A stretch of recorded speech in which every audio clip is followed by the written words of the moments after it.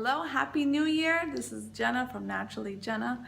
I am so glad to be able to be making this video today. I wanted to be able to share how we brought in the new year and just share with you what my intentions are for 2017. And I hope that we will be able to share together and be able to grow together, right? For the New Year Eve celebration, it was very low key. Actually, we were done by 7:45. We were back home. You see, at my church, we celebrate the New Year at sunset. That's what we do every year, and it's singing and poetry, and also a message from the pastor, and also testimonies. So it's a very nice and reflective program. And after that, we went with my immediate family, my parents and my sister and her family. We all went to a restaurant and we had a delicious meal. And after that, there was actually a little fireworks show there on the water where we were eating. So we got to see some fireworks. And we came back home. So we were home by 7:45 and we had done our church thing and we had seen the fireworks, or at least I had, and we were done. And I had thought about trying to stay up till midnight to see more fireworks, because where we live, we're kind of up high, and I know that I could see several fireworks shows from different parties that were going on in the area. So I was trying to stay up, but didn't make it past 10:30. I was out cold, but that's okay because we brought in the new year at the sunset and we had a really nice time with family and in church. One of the things that was pointed out in the message was that we should be setting resolutions. We need to, and even if we come short, we need to set our sights on growth and on improvement of ourselves. Because if we're like, oh, I'm not going to set any resolutions, I just end up failing anyway, we're going to be really disappointed that we didn't strive for ourselves. And I think that was a big difference for me with 2016. A lot of people complain about 2016 was a horrible year, and it was in many ways with world events and so forth, and I guess other personal reasons. But for me, it was a great year. I experienced a lot of personal and professional and business growth, and I'm really happy about that. And I would like to see 2017 a year of continued growth for me. Now, at the same time, I am being gentle with myself because I have a baby on the way. As a wellness coach, that's something that I help people with. And so I like to make very specific goals, but because I'm going to experience such a life change in this year, I decided to just kind of stick with themes with something overarching and just continue to challenge myself as the year goes on. So I want to share with you my goals, and hopefully you can share with me yours either in the comments, or you can write to me personally, and I'd love to grow with you in this year 2017. So my goals are to read more. Especially since Isaac started going to bed earlier and not napping, I am finding that I have a lot more free time in the evening. Too much of the time had been spent just, scrolling through my news feed, and so I decided that I need to limit that and read instead. So I have a few books on my list, and I'm going to be talking about those in the next coming weeks. So reading more, that's one of my goals. Second goal, birth a new baby. Well, that's kind of a given, but I have a few friends who have struggled along the way with their pregnancies and miscarriages and things like that, and so I'm just really thankful to still be pregnant and to be able to expect this life in this year. And so my goal is to birth the baby and feel good about the process, right? The next goal I have is to grow my team. I work with a great team already of women that we all work together with Shackley, and we have different professions and different backgrounds, and we work together, and it's a great dynamic.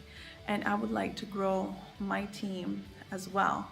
And so I am looking for other moms like me that we could, more people need to find natural solutions that are convenient, that are trustworthy, and that are guaranteed to help their growing families thrive. So I want to grow my team. I want to be able to have more friends and ladies like me who want to achieve this for their family. One of the last goals that I have, I say last because I really don't expect to be able to do this until toward the end of the year, is to start lifting again. I'm an outdoor exerciser. I love the fresh air and the sunshine and it's just so invigorating. That's how I like to work out. But I know that in the new year, I'll be a mom of 2. I'm going to need a little more structure and also the boundaries of belonging to a gym. And I also, again, I want to lift. I want to build muscle again. I want that to be my exercise focus, right? So my goal is to join a gym, but that's going to be later on in the year.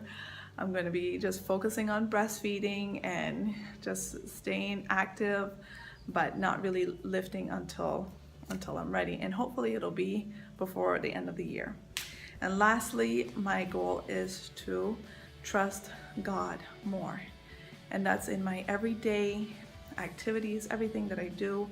I want to exercise trust in God and ask Him to lead me every day. So those are my goals for this coming year, and I would like to hear from you. What is it that you are working on for this year? In what way do you want to grow as a person?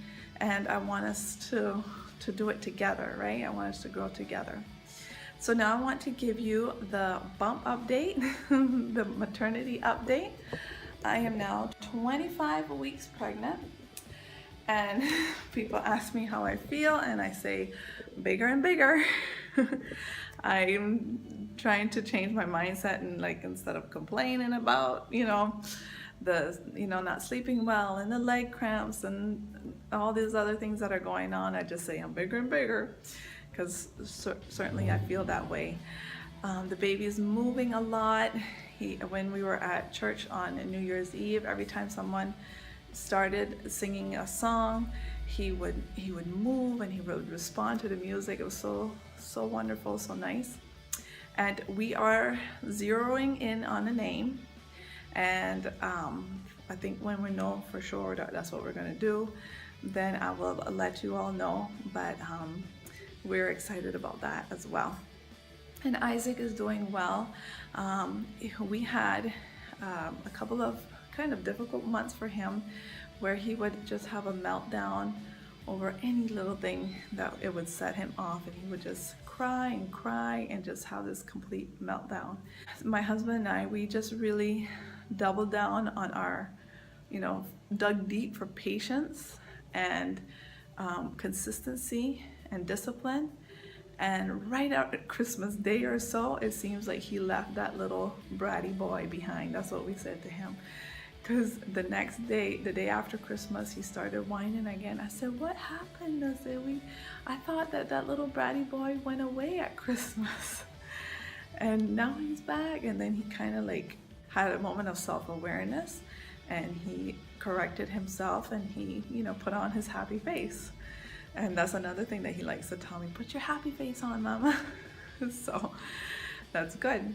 And so he is growing in that way, and that's really exciting and satisfying for me to see him developing self-control over his emotions, especially at this critical age. That has been a really interesting shift to have observed lately, and I want to encourage any mom out there with a three-nager or a terrible 2-year-old, let's not just write it off as a phase. We have to dig deep. We got to find the patience. We got to find the discipline, and the right kind of discipline that works with your child, and apply it consistently, and that will help them. That will help them out a lot. And I noticed that it helped Isaac out a lot. So onward to 2017. Let's make it a year of growth. Hope you have a wonderful new year. I'll see you next week.